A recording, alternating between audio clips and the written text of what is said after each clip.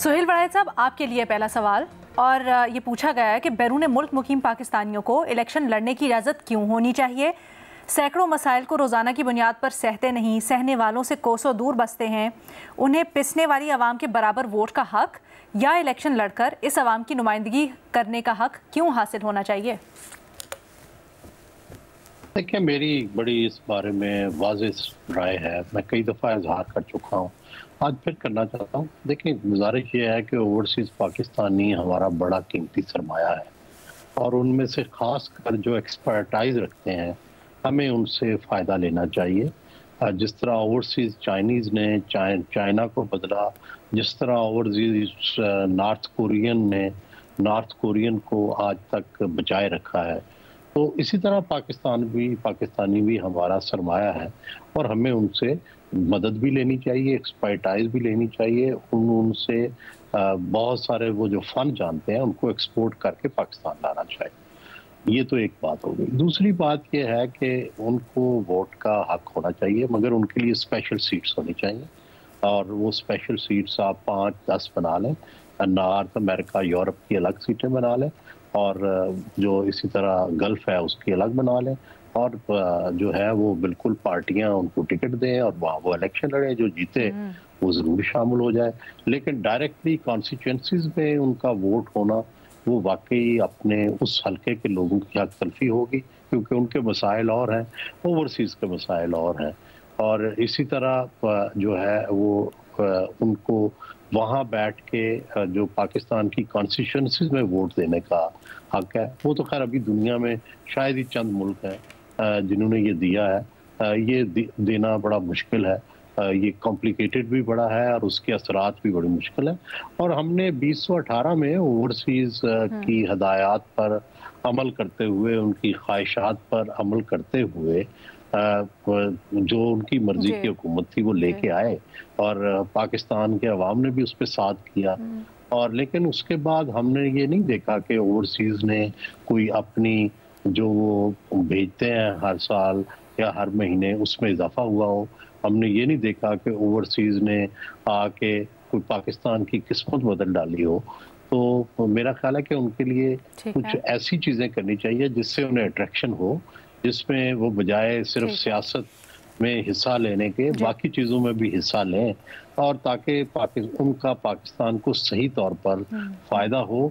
सियासत में तो ज़्यादा मुखालफत होती है, बाकी जो चीज़ें हैं और भी दुनिया के शोबे हैं उनमें उनकी ज़्यादा पार्टिसिपेशन होनी चाहिए। और अब तो दुनिया में ये क्लियर है कि ये जिसका बर्थ राइट नहीं है और जिसने दूसरा कोई एलिजियंस जो है वो शो की हुई है, उनको टॉप पोजीशंस नहीं मिलती। ठीक है, हम तो यहाँ पे देखें, हम तो पाकिस्तान में मोइन कुरैशी साहब को और बहुत सारे शौकत अजीज साहब को हम तो प्राइम मिनिस्टर भी बना चुके हैं। दोनों बड़े जो थे बहुत ही मुअज़्ज़ज़ ओवरसीज़ पाकिस्तानी थे और दुनिया में उन्होंने कमाल किया हुआ था। मोइन कुरैशी साहब वर्ल्ड बैंक के वाइस प्रेसिडेंट रहे हैं और इसी तरह जो शौकत अजीज साहब थे वो टॉप बैंकर है। तो उससे भी कोई फर्क नहीं पड़ा। जो ही जिस दिन वो उनका अहद खत्म हुआ वो बाहर चले गए और आज तक बाहर हैं दोनों। मोइन कुरैशी साहब की तो वफात हो गई, शौकत अजीज साहब मुड़ के वापस भी नहीं आए। तो ये मिसालें भी फिर हमें रोकती हैं इस नए तजर्बे से। ठीक है, thank you so much sir. अच्छा जी, अगला सवाल भेजा गया है इरशाद भट्टी साहब के लिए। भट्टी साहब, आपसे पूछा जा रहा है कि क्या पैका कानून में हिमायत से पीपल्स पार्टी की सियासत को नुकसान पहुँचेगा? भट्टी साहब बताएं। मैडम शेख, दिल की अथाह गहराइयों से आपको मुबारक कि आज आपने पीटीआई का सवाल नहीं पूछा। सर, आपके चाहने वालों ने नहीं पूछा, मैं पूछ लूंगी, अभी इसकी कोई बईद नहीं है, तो आप अपने चाहने वालों को जवाब देते। तो पहली बात तो ये है मेरे भाई कि पीपल्स पार्टी आजकल ज़रा अनकंफर्टेबल है। एक तो पंजाब में वो अनकंफर्टेबल है, मरकज़ में भी वो अनकंफर्टेबल है और मुस्लिम लीग कह रही है वजारतें लो, वो नहीं ले रहे। और एक जो मामला 190 मिलियन पाउंड से मामला जो निकला है वो पीपल्स पार्टी के घर की तरफ भी जा रहा है, तो वो उस हवाले से भी वो अनकंफर्टेबल है। लेकिन भाई ये जो पाकिस्तान पीपल्स पार्टी की सियासत है, ये भुट्टो साहब और बेनज़ीर भुट्टो साहब की सियासत नहीं है, ये पार्टी आसिफ अली जरदारी साहब की है। बिलावल साहब तकरीरें खूबसूरत करते हैं मगर जरदारी साहब का हुक्म चलता है, लिहाजा उन पीका से पहले 26वें आईनी तरमीम पर अगर उन्हें कोई एतराज़ नहीं था, उनकी सियासत नहीं मुरझाई, इलेक्शन एक्ट में जो तरमीमें हुई उस पर नहीं मुरझाई, नैब तरमीम जो हुई उस पर नहीं मुरझाई, तो जलसे जुलूसों वाली जो तरमीम हुई, पीपल्स पार्टी का सबसे बड़ा क्रेडिट क्या था? इंसानी हकूक़ और आज़ादी इज़हार राय। इंसानी हकूक़ के हवाले से आज जो कुछ हो चुका है 3.5 सालों में वो आपके सामने है मेरे भाई, और जो जलसे जुलूसों पर पाबंदियाँ लग चुकी हैं, कानून साजी हो चुकी है और जो पीका आ चुका है, तो ये आगे के लोग हैं, आगे के पहुंचते हैं, मफादात भरी सियासत है, इसमें वो कोई किसी को नुकसान नहीं होता, हमारा मुल्क में सब फायदे में। ठीक है, आप लोगों ने जो महमल के लिए सवाल भेजा उसका जवाब जानते हैं। महमल, आपकी खबर थी कि मुज़ाकरात के लिए नून लीग के अंदर से भी कोशिशें हो रही हैं, तो फिर वज़ीर आज़म या हुकूमत ने पीटीआई को मनाने पर क्यों जोर नहीं दिया? देखिए अलीना, मैंने आपको उसको भी बताया था कि नून लीग के अंदर जो लोग हैं उनके नाम भी बल्कि बताए थे, उनमें राना सनाउल्लाह साहब थे, या सादिक साहब थे, खाना साद रफीक साहब थे, और भी चंद लोग थे कि ये जो लोग हैं ये इन्होंने बड़ी उससे करके एक, आपको पता है कि नून के अंदर 2 से थे ग्रुप्स, एक हॉकिश एलिमेंट था जो कहता था कि नहीं बात करनी, और एक ये वाला ग्रुप था जो सीनियर लीडर्स भी थे और कहते थे कि नहीं हमें वफादारी दिखानी चाहिए और बहुत हो गया और ये वाली विशियस साइकिल को खत्म करना चाहिए।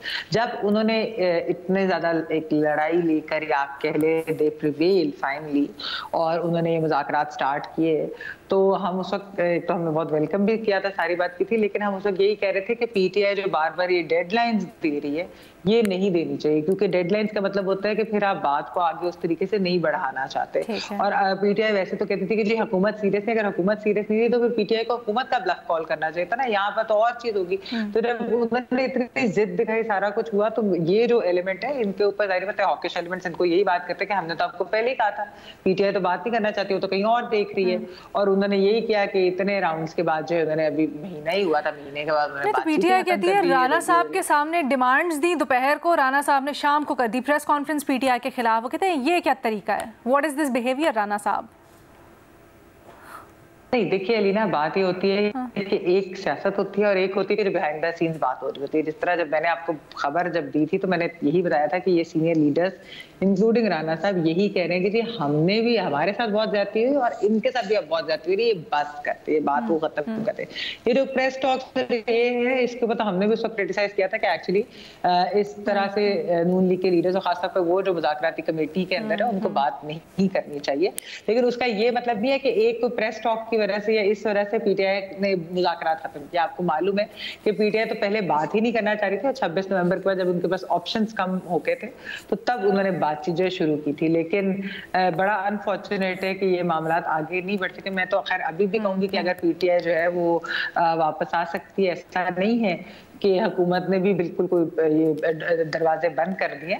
अगर पीटीआई और हुकूमत दोबारा इसके ऊपर बातचीत, जी मतलब अगर ये बातचीत दोबारा सिलसिला जारी हो, कोई इस तरह की चीज हो, ये डेडलाइंस वगैरह हटाकर अगर बात करें तो इसके जो है मसले कल की खबर ये थी कि एक चीज मैं जरूर करूंगी, एक चीज मैं जरूर कहूंगी कि देखिए वैसे अगर देखा जाए ना, जो गवर्नमेंट के अंदर भी जो हॉकिश एलिमेंट्स है ना, वो तो कहते हैं कि सब कुछ तो हमने कंट्रोल कर लिया, हमें क्या जरूरत है इनसे बात करने की, यानी कि मीडिया के ऊपर वो कानून है, ठीक है 26वीं तरमीम वो जुडिशरी वाली चीज भी होगी, इकोनॉमी भी चल रही है, बाकी भी चीजें जिस तरीके से यहाँ पर आपको पता है कि एक टेक ओवर सिस्टम का हाइब्रिड का हो चुका है, तो उनको लगता है कि हमें पीटीआई से बात करने के इस वक्त तो पीटीआई को जरूरत है हमसे बात करने की, ना कि हमें उनसे। तो ये जो चीज है ना, ये भी एक वो है कि जिसकी वजह से एक आंसर है।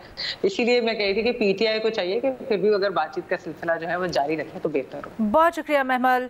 अच्छा जी, अगला सवाल जो भेजा गया है वो भेजा गया है सलीम साफ़ी साहब के लिए, और सलीम साफ़ी साहब आपसे पूछा गया है कि आप पहले इमरान खान पर बहुत तनकीद करते थे लेकिन अब आप नहीं करते, इसकी वजह क्या है? ये तनकीद तो अब भी जब जहाँ पे ज़रूरी हो तो मैं करता हूँ, लेकिन ज़्यादा तनकीद उस पे मज़ा करता है जो इक़्तिदार में हो, जो ताकत में हो और जो ताकत के नशे में हो। तो जब इमरान खान साहब ताकत में थे और जब मुल्क की इस्टेब्लिशमेंट 2012 से उनके साथ थी, तो इस्टेब्लिशमेंट का उनके साथ होने की वजह से और उनके ताकतवर होने की वजह से उस वक़्त में ज़्यादा तनकीद उन पे किया करता था। और फिर एक बंदा जब आजमाइश में हो तो मुझे ज़्यादा अच्छा नहीं लगता उन पे तनकीद करना। तो आजकल चूंकि इमरान खान साहब जेल में हैं, उनकी अहलिया भी जेल में है, उनका ख़ानदान भी आजमाइश में है, तो मैं ज़रूरी तनकीद तो कर लेता हूँ, लेकिन कोशिश करता हूँ कि ज़्यादा तनकीद से गुरेज करूँ। ठीक है, thank you so much Saleem Safi साहब और बाकी तज्ज़ियाकारों का। आप लोग इसी तरह से हमें अपने सवालात भेजते रहें। हमारी यूट्यूब के एपिसोड के नीचे आपने कमेंट करना है, आपको अब तक तो पता होना चाहिए।